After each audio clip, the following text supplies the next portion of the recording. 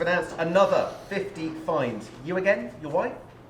No, but as soon as I have more to say about that, Sam, as I've said to you many times before, as you know, you will be amongst the very first to know. 100 fines is quite something. It wasn't that long ago, 5 months, that you said no rules were ever broken. What do you say to people who find it difficult to believe that you ever really thought this was true? Well, as soon as I have any more to say about that, Sam, you will be amongst the very first to know. But what we're doing here in Stoke... If I could just say on this... Our questions, Prime Minister. Keir Starmer has said that he will resign if he's found guilty of breaking the law.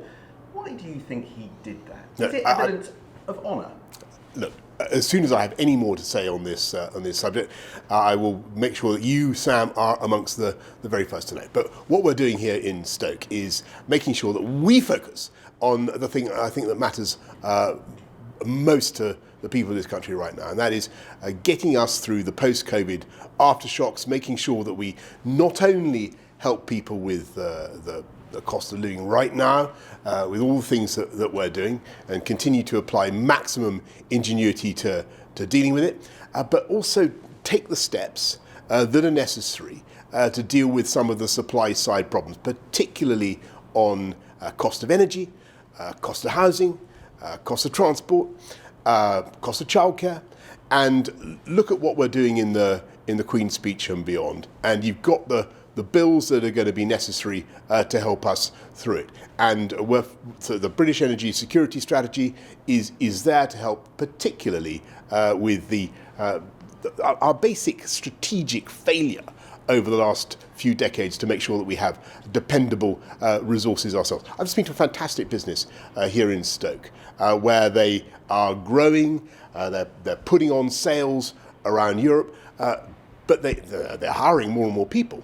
But they need to have secure, dependable energy supplies. That's why we're having a nuclear reactor every year. That's why we're going into 50 gigawatts of wind by 2030. That was the Queen's speech on Tuesday, but what are you going to do next? There are an array of options that you could reach for. What do you think of? Income tax cuts, a windfall tax, getting rid of braid levies? And do you think that we need help, as some of your MPs say, that's basically on the scale of the COVID rescue package? Which of those options are you leaning towards? Or so we will continue to use all the ingenuity and compassion that we showed during the COVID pandemic. And what we're already doing, as you know, is helping people with the cost of energy, £9.1 billion package to help people right now, £22 billion altogether, helping local councils to support families that are in particular hardship. But the crucial thing that we're doing is making sure that we steer the economy through the post-COVID aftershocks with continued high-wage, high-skill employment. And that has been the real miracle of the UK economy in the post-COVID period. We had the biggest plunge in output for 300 years. People thought we would now have unemployment running at about 12 or 14%. Actually, it's right down to 3.8%. Youth unemployment is at or near record lows, and that is a crucial thing. So what we're focused on, everything we're doing now, is focused on continuing to deliver jobs and growth. That is the best way to power through the difficult times now, caused by global inflation in the costs of energy. That will eventually come down, that will eventually abate.